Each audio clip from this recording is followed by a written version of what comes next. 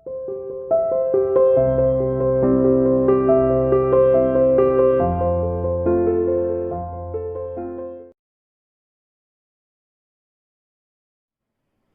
dear student, welcome to C International School online classes. Dear +1 commerce class chapter 13 index number हम कर रहे थे। आज इसका टॉपिक डिस्कस करेंगे कंज्यूमर प्राइस इंडेक्स। ठीक है कि किस कंज्यूमर यानी कॉस्ट ऑफ लिविंग इंडेक्स भी बोलते हैं।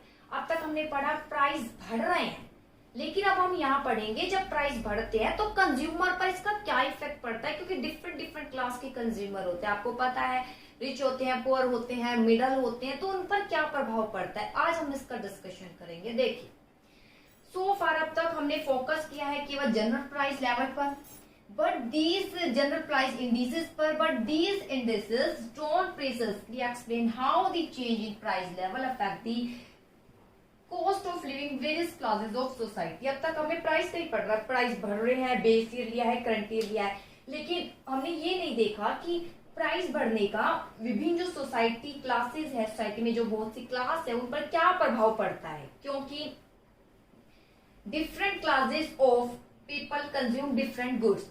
क्योंकि डिफरेंट डिफरेंट क्लास के जो पीपल होते हैं वो डिफरेंट डिफरेंट गुड्स को क्या करते हैं, कंज्यूम करते हैं अपने अकॉर्डिंग। जैसे जितने हाई सोसाइटी की ओर जाएंगे वो हाई ब्रांडेड यूज करते हैं, जितने लो पर जाएंगे वो कम जो है लो क्वालिटी का यूज करते हैं। Change in price affect differently, इस प्रकार जो प्राइस चेंज होता है वो डिफरेंटली पीपल को प्रभावित करता है। उनकी कॉस्ट ऑफ लिविंग यानी रहने की दर, यानी रहने के लिए जो वो खर्चा करते हैं वो उसको प्रभावित करता है जो ये प्राइस बढ़ता है। ठीक है, तो इसे बोलते हैं कंज्यूमर प्राइस इंडेक्स, कि जब प्राइस बढ़ रहे हैं तो उसका कंज्यूमर पर क्या प्रभाव पड़ रहा है, इसको इंडिकेट करना ही कहलाया जाता है कंज्यूमर प्राइस इंडेक्स या कॉस्ट ऑफ लिविंग इंडेक्स। कई प्रकार के कंज्यूमर यहाँ बताए गए हैं, जैसे इंडस्ट्रियल वर्कर होते हैं जो इंडस्ट्री में काम करते हैं, अर्बन एम्प्लॉय होते हैं जो अर्बन में काम करते हैं, ठीक है, नॉन मैनुअल लेबर के रूप में काम कर रहे हैं, और एग्रीकल्चर लेबर है या एग्रीकल्चर में ही काम कर रहे हैं। ठीक है, तो ये सभी वर्कर बताए गए हैं, इन सब की हम स्टडी करेंगे। देखिए सीधा मैं यहाँ बता देती हूँ, अब तक हमने फोकस किया है, ठीक है, कि किस प्रकार जनरल प्राइस लेवल बढ़ते हैं तो उनका लोगों पर क्या प्रभाव पड़ता है। जितना प्रभाव पड़ता है उसका जो इंडेक्स तैयार होता है उसे बोलते हैं कंज्यूमर प्राइस इंडेक्स। तो कंज्यूमर प्राइस इंडेक्स वह इंडेक्स नंबर है जो मेजर करता है कि एवरेज चेंज ऑफ प्राइस में होता है तो विभिन्न कंज्यूमर जो स्पेसिफिक क्लास के हैं उन पर क्या प्रभाव पड़ता है, वो कितना कितना कंज्यूम करते हैं अगर हम कंपेरिजन करें बेस ईयर और करंट ईयर से। ठीक है, इन इंडिया में consumer price indices mainly construct for the following consumer group बताए हैं, मैंने बता दिया है, इंडस्ट्रियल वर्कर है, अर्बन है, एग्रीकल्चर लेबर है। अब हम करेंगे किस तरीके से हम कंस्ट्रक्ट करेंगे कंज्यूमर प्राइस इंडेक्स। देखिए किस तरीके से कंज्यूमर प्राइस इंडेक्स को हम बनाएंगे।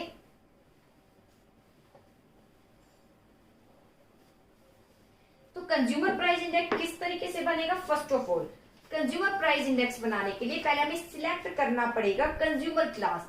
सिलेक्ट कीजिए कंज्यूमर क्लास, कौन सी सिलेक्ट कर रहे हैं, कंज्यूमर क्लास।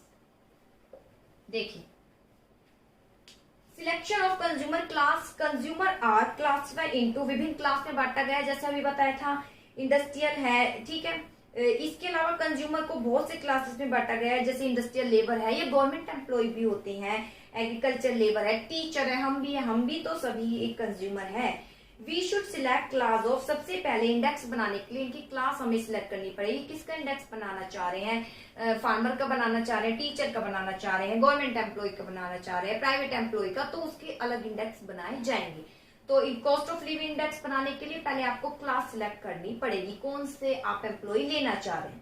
दूसरा इंफॉर्मेशन अबाउट फैमिली बजट, इसके बाद आपको इंफॉर्मेशन पता होनी चाहिए किसके बारे में, फैमिली बजट के बारे में। जैसे देखिए after the decision about group, ठीक, group a sample of person should be select from the group. जैसे ही हम सैंपल ले लेते हैं ग्रुप का, कौन सा ग्रुप का हमें इंडेक्स नंबर बनाना है, ठीक है, तो उसकी फैमिली बजट के बारे में हमें पता होना चाहिए। जैसे कमोडिटी विच दे कंज्यूम, कौन सी कमोडिटी वो ज्यादा यूज करते हैं, कितनी क्वांटिटी में यूज करते हैं, और प्राइस क्या है, मनी कितनी स्पेंड करते हैं। हमें चार बातों का पता होना चाहिए, कितनी वो कमोडिटी यूज करते हैं, कितनी क्वांटिटी में यूज करते हैं और उन वस्तुओं का प्राइस क्या है और कितनी मनी टोटल इन वस्तुओं के अलावा भी टोटल खर्चा कितना करते हैं, ये फैमिली बजट के बारे में हमें पता होना चाहिए।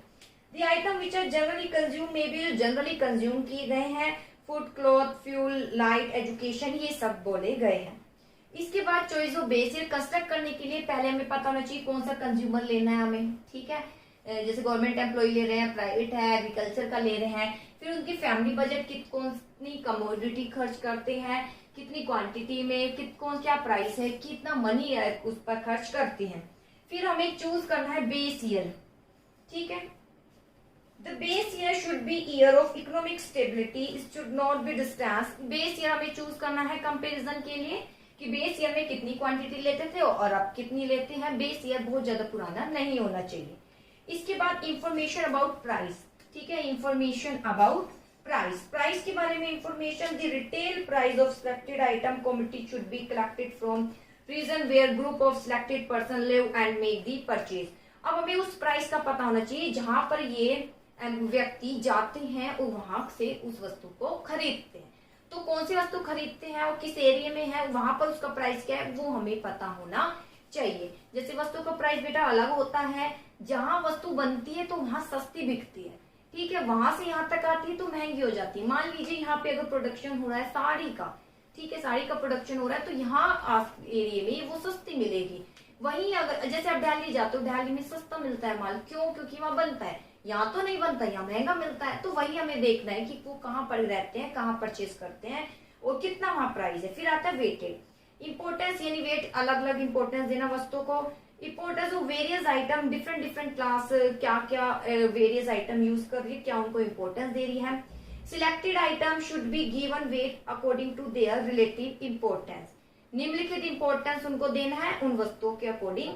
जैसे क्वांटिटी, वेट, कितनी क्वांटिटी में परचेज कर रहे हैं, ये एक्सपेंडिचर कितना वो खर्च कर रहे हैं, इनके अकॉर्डिंग वेट देना। और कुछ नहीं, सिंपल है। सबसे पहले कंज्यूमर सिलेक्ट करना है, फिर उनके फैमिली बजट देना है, बेस ईयर लेना है, प्राइस कहाँ रहते हैं, कितना प्राइस उस वस्तु का है वो देखना है। फिर उसके बाद आपको देखना है वेट कि कितनी वस्तु को ज्यादा वो प्रायोरिटी दे रहे हैं, कौन सी वस्तु ज्यादा क्वांटिटी में खरीद रहे हैं, कितना वो खर्चा करते हैं। अब आता है method of constructing consumer price index निकालने के क्या क्या मेथड है। तो दो मेथड बताए गए हैं। First of all aggregate expenditure method, second है फैमिली बजट। पहला है एग्रीगेट एक्सपेंडिचर मेथड, दूसरा है फैमिली बजट मेथड। पहले एग्रीगेट एक्सपेंडिचर, दूसरा है फैमिली बजट मेथड। देखिए क्या है, बहुत सिंपल है। Aggregate expenditure method similar to Laspeyres method, ये लैस्पेयर मेथड जैसा है, ठीक है। पहले लैस्पेयर था, फिर पास्ट ईयर लैस्पेयर बेस ईयर को ध्यान में रखता है।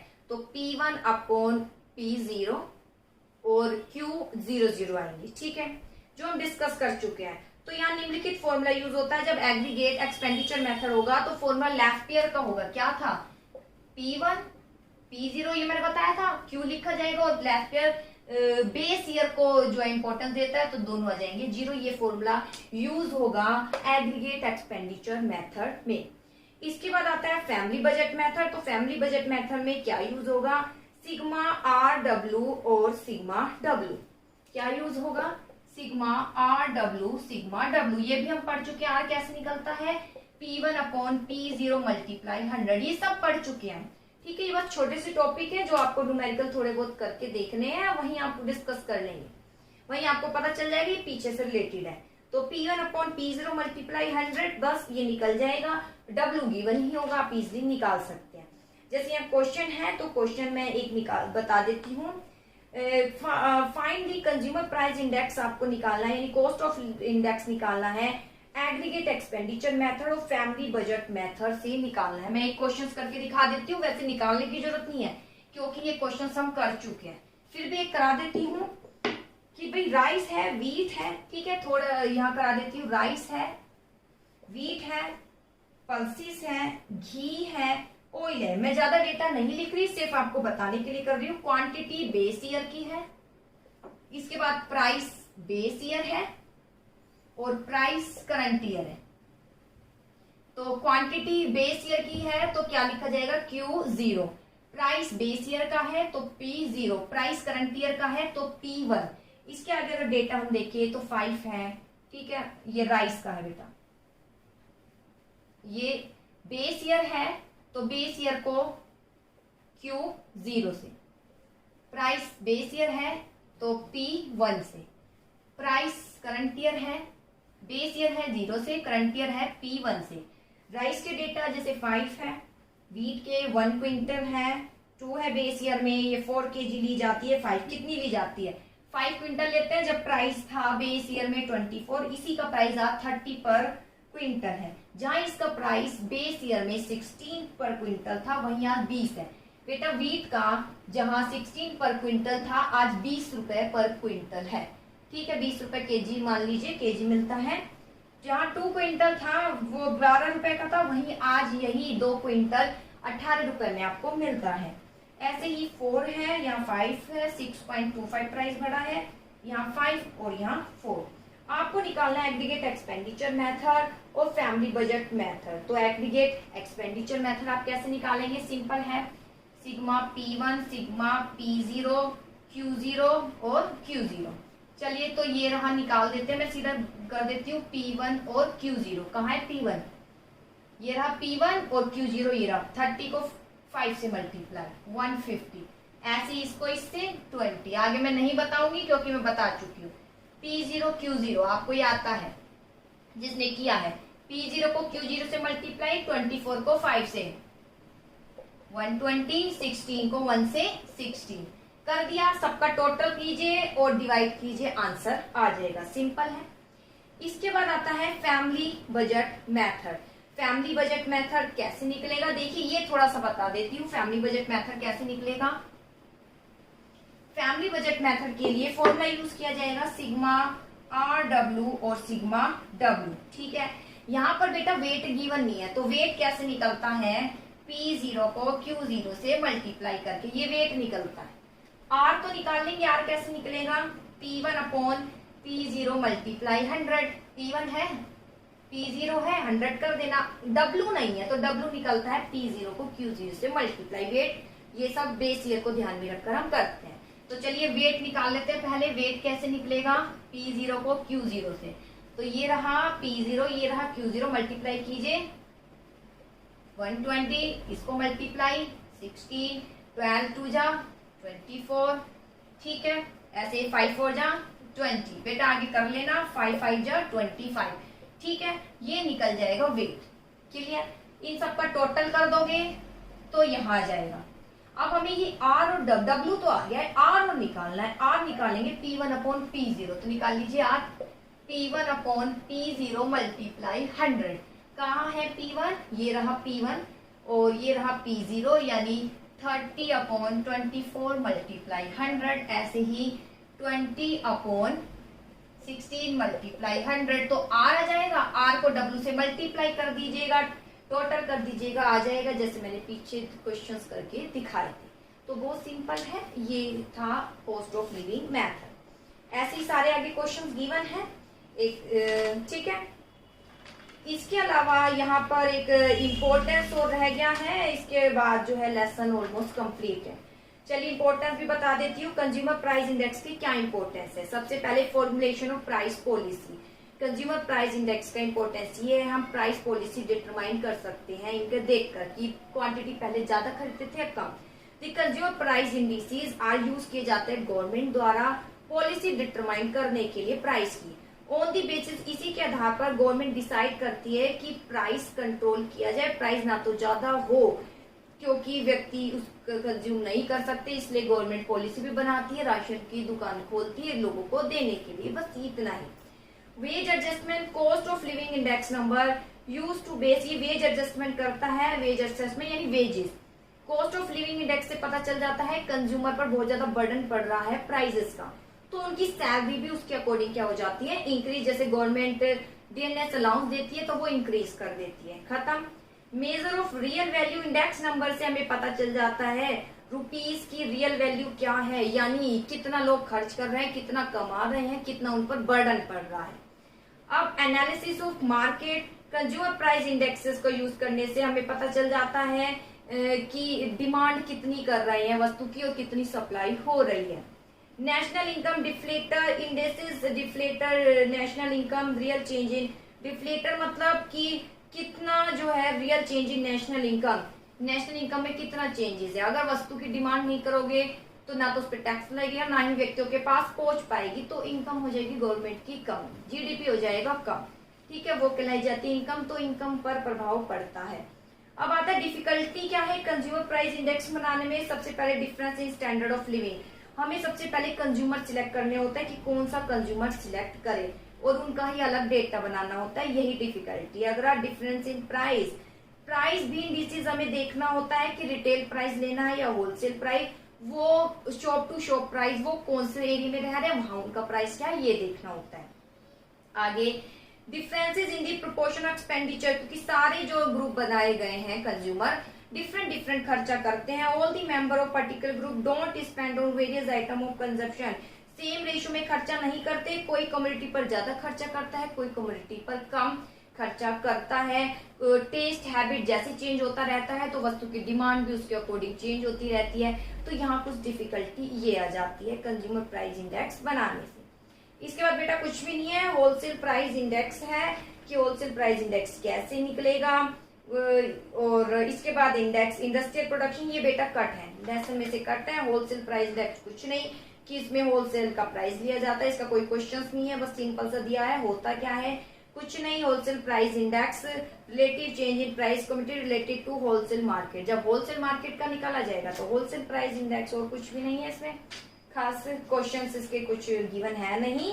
आप इसके बाद इंडस्ट्रियल प्रोडक्शन ये कट है। और इसके बाद आता है इन्फ्लेशन एंड इंडेक्स नंबर। तो इन्फ्लेशन का मैं थोड़ा बता देती हूँ।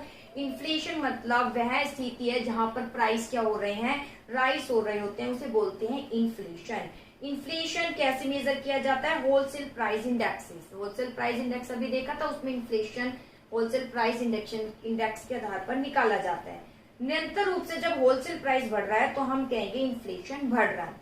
होलसेल प्राइस इंडेक्स मान लीजिए 11-12 में 100 था और अब 150, यानी होलसेल प्राइस 50 बढ़ गया, तो क्या है कौन से काल है, इन्फ्लेशन। जब इन्फ्लेशन होता है तो डिमांड हो जाती है डिक्रीज, ठीक है, लोगों के पास इतना मनी होती नहीं है खर्च करने के लिए, और इन्फ्लेशन होता है तो लोन भी हमें महंगा मिलता है, ये सब सर्कल उत्पन्न हो जाता है। बस यही है, लोगों की परचेजिंग पावर क्या हो जाती है, कम हो जाती है जब इन्फ्लेशन हो जाता है। इसमें इतना ही बताया गया है। इसके अलावा रेट ऑफ इन्फ्लेशन कैसे निकालते हैं, इसका एक फॉर्मूला देख लेना, A2 minus A1 upon A1, ठीक है, A2 minus A1 upon A1 multiply 100। आप इसको थोड़ा सा पढ़ लेना, जैसे मैं पढ़ा देती हूँ। Student have appreciate difference between inflation and rate of inflation. Inflation और रेट ऑफ इन्फ्लेशन, रेट ऐसे निकलती है किस तरीके से इन्फ्लेशन बढ़ा है, कितनी रेट ऑफ इन्फ्लेशन निकालने का फॉर्मूला है। यहाँ पर डिफरेंस पता होना चाहिए, इन्फ्लेशन रेट ऑफ इन्फ्लेशन क्या है। Inflation as a percentage increase in general price level. Inflation मतलब जब प्राइस बढ़ रहे हैं उसे बोलते हैं।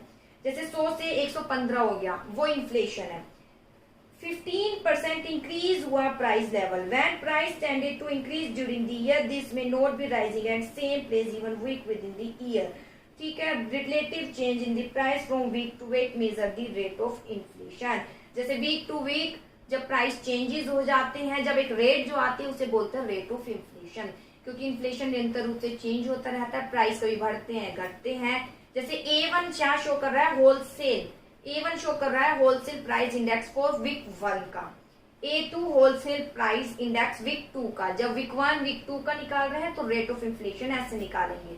With in year rate of inflation में इंक्रीज और decrease, it implies increase decrease in price of inflation, increase decrease span of inflation not fall in price level। इस जब ये इन्फ्लेशन रेट इंक्रीज हो रही है तो हम कहेंगे इंक्रीज हो रहा है वस्तुओं का प्राइस, ठीक है। जैसे वीक फर्स्ट का निकाला, वीक सेकंड का रेट ऑफ इन्फ्लेशन ये वीकली निकाल रहे हैं। A1 वीक फर्स्ट, A2 यानी वीक सेकंड में प्राइस क्या था, फिर डिवाइड कर दीजिए A1 से, मल्टीप्लाई 100% पता चल जाएगा इतने परसेंट पिछले वीक था और इतने परसेंट अब हो गया, यानी इतने परसेंट इंक्रीज हो गया वस्तु का प्राइस, ठीक है। आगे एक बॉक्स में करा देती हूँ, inflation measure in term of change wholesale price index के आधार पर निकाला जाता है। होलसेल प्राइस इंडेक्स अगर इंक्रीज हो रहा है तो वो इन्फ्लेशन है, ठीक है। तो बेटा यही टॉपिक था, इसी के साथ ये लेसन कंप्लीट होता है और हमारी बुक भी कंप्लीट होती है। सबसे पहले कॉन्ग्रेचुलेशन। और न्यू बुक अब हम नेक्स्ट वीडियो में स्टार्ट करेंगे। आई होप आप इस टॉपिक को करेंगे, थोड़ा सा पढ़ लीजिएगा। मेन तो लेफ्ट पास्ट फिशर मेथड तो बहुत इंपॉर्टेंट है, ये उसी से रिलेटेड ही पार्ट थे। अभी मैंने एग्रीगेट मेथड बताया, फैमिली बजट दोनों हम पढ़ चुके हैं। सेम फॉर्मूले थे जो हम पीछे डिस्कस कर चुके हैं। थोड़ा टॉपिक ये था इन्फ्लेशन क्या है वो मैं बता चुकी हूँ, आप इसको थोड़ा रीड करिएगा। आई होप आपने इस बुक को अच्छे से किया होगा। जो मैंने बुक पहली कंप्लीट कराई है स्टैटिस्टिक्स, अब मैं सेकंड माइक्रो इकोनॉमिक्स स्टार्ट कराऊंगी।